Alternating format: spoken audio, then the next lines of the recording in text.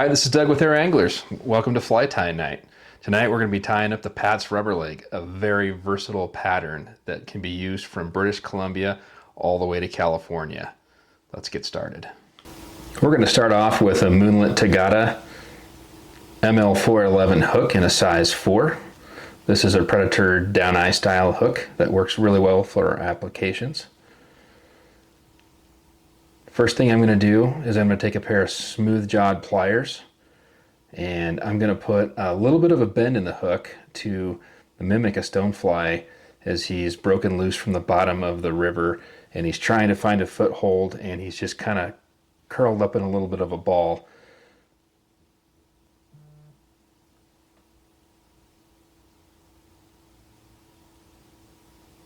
Take your time when you put that bend in.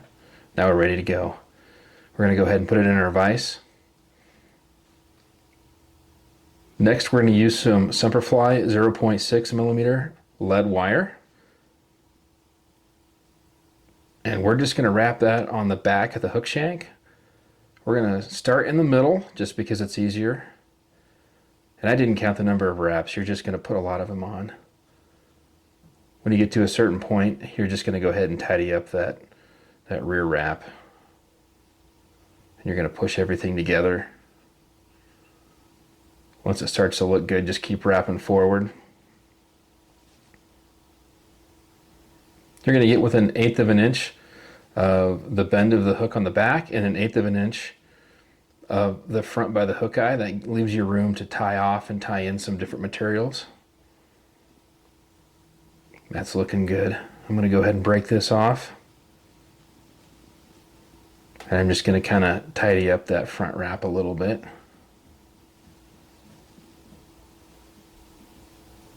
Looks good. I'm going to take my Stonefly Classic Waxed 6/0 black thread.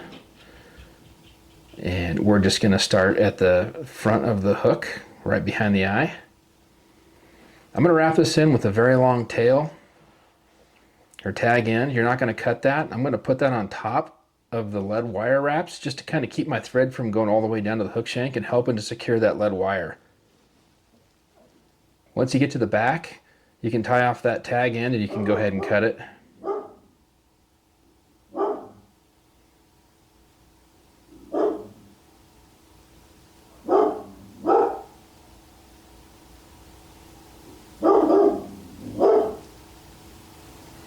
Next, you're going to take some wraps and just go forward back over the lead just to help secure it a little bit better.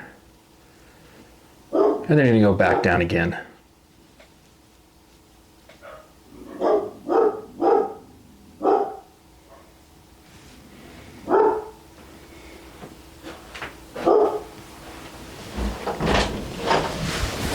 I'm going to go ahead and put a 1/2 hitch in. What that 1/2 hitch does is it just keeps my thread from sliding down the back of the hook. Again, I'm going to take my smooth jawed pliers and I'm just going to press the lead wire flat.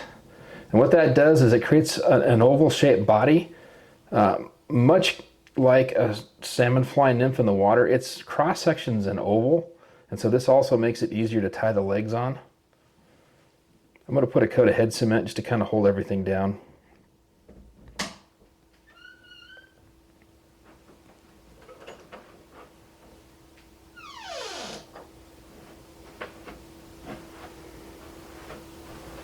I'm going to go ahead and grab the Flexi Floss in brown olive, and I like to cut a corner off the bottom corner. That keeps it all nicely in the package. Then I use my scissors or my bodkin to just reach in there and pull out what I need. So I'm just going to pull out a single strand here. I'm going to double it over and cut it in 2 so I have 2 equal pieces. And I'm going to use 1 piece for the tail and the other piece for the antenna. So go ahead and take your piece of Flexifloss and loop it around your thread, just like you tie in rubber legs normally. And I'm going to secure these on top of the hook shank, so they're flat and they kind of splay out, and you'll have to manipulate them just a little bit, but it's not too hard.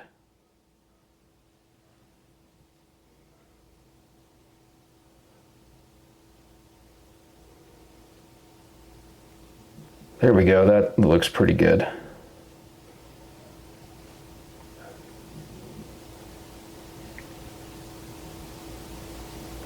Next, I'm going to go ahead and grab my chenille in black and coffee brown. You're going to want to cut off about a 6-inch piece of this.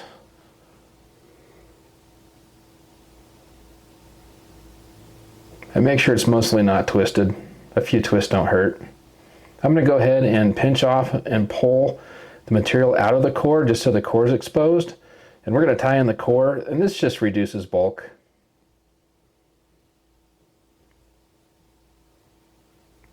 Once you get it tied in, go ahead and secure it in your materials clip on your vise, if you have one, and then go ahead and wrap to the halfway point, which is where the bend is. So from this point forward is where we're going to tie our legs. Next, you're going to use your flexi floss again, and you need 3 pieces of flexi floss. So you're going to grab 2 out of the package and fold them over and cut them, which is going to give you 4 legs, but you only need 3. You can save that other piece for another fly you tie later.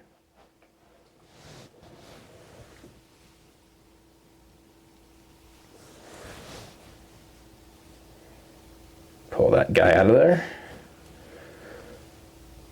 Next, we're just going to kind of keep these legs flat, and we're going to tie them on top of the hook shank, on top of the lead wire, just forward of that bend you put in.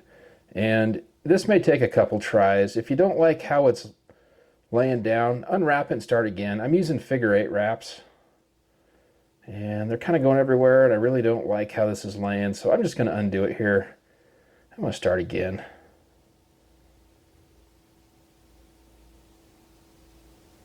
There we go.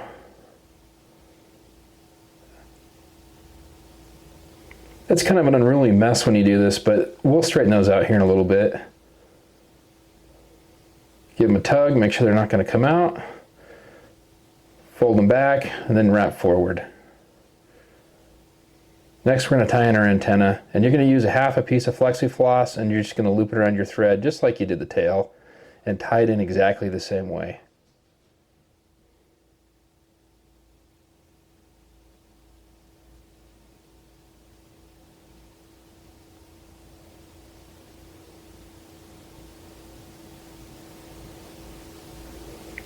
And I'm just going to wrap this right down to right behind the eye.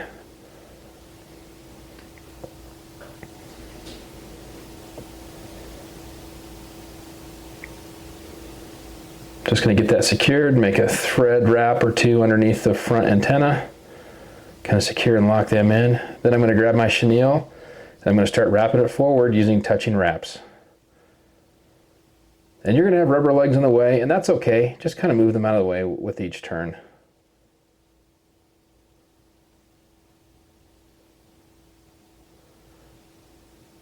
Sometimes they'll move around the hook shank with you, and then they'll spring back into their positions, and that's okay. So we're going to put a wrap of chenille between each leg. So wrap to the back of them, and then the next wrap goes in between the back leg and the middle leg. And it takes a little bit of manipulation here, as you can see. You don't have to get them perfect, you just kind of have to get them close. And we can rearrange them later.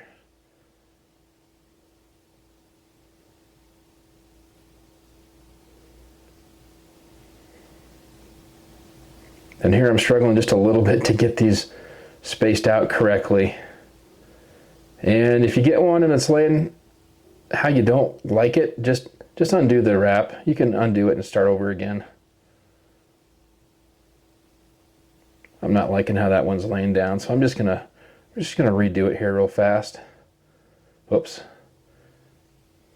And you're only human when that happens.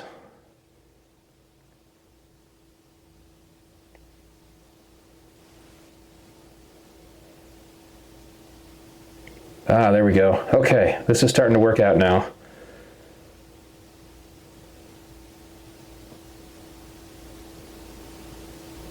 Okay, I'm going to wrap all the way up to the back of the front antenna. And I'm just doing some pinch wraps there where I'm putting my finger on the top to hold it down and then letting go and rewrapping. I'm just gonna go ahead and tie in the head now and secure that chenille. I'm gonna trim it off.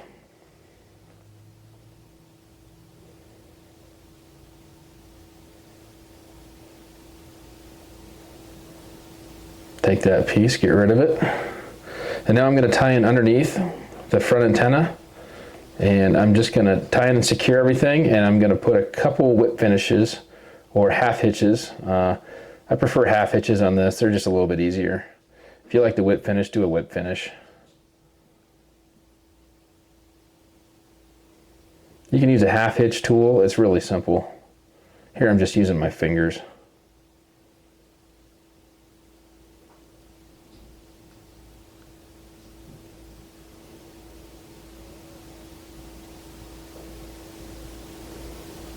One last one. There we are. I'm gonna go ahead and cut my thread. Next, I'm just gonna trim the legs, tail, and antenna. So the legs, the tail should be about a hook shank length overall, and then your legs, a little over a hook shank length long, but you can cut them to where they look good in your eyes. If you cut them long to begin with, you can always cut them later. And then the antenna are also a hook shank length long. There, that's looking pretty good. I'll just adjust these here a little bit.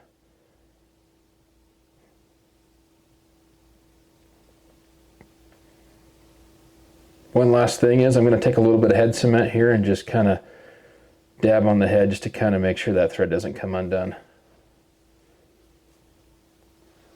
And there you have it, the Pat's rubber legs.